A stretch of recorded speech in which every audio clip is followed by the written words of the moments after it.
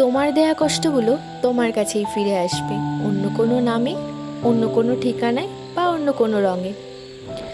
সেদিন হয়তো আমি টের পাবো না, কিন্তু তুমি ঠিকই টের পাবে। কিছু কিছু জিনিস না ঠিকই ফিরে আসে, কিন্তু সেদিন আফসোস নিয়ে বলবে, ইস, তার সাথে হয়তো এটা করা ঠিক হয়নি। আমি ঠিক অভিশাপ দিচ্ছি না, কিন্তু আমার সাথে অন্যায় করা মানুষগুলোকে ভগবান যেন নিজে হাতে শাস্তি দেয়। আজকে না হোক, 5 বছর পর বা কোনো এক যুগ পর তারা তাদের কর্মফল ভোগ করুক। তারা যাতে এটা বুঝুক, ভগবান ছাড় দেয় কিন্তু ছেড়ে দেয় না।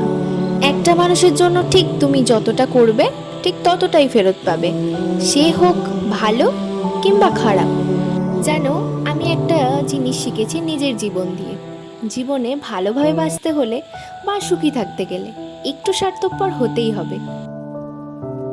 এই দুনিয়াতে যারা যত বেশি স্বার্থপর, তারাই কিন্তু সব থেকে বেশি সুখী। আগে আমার অনেক প্রত্যাশা ছিল।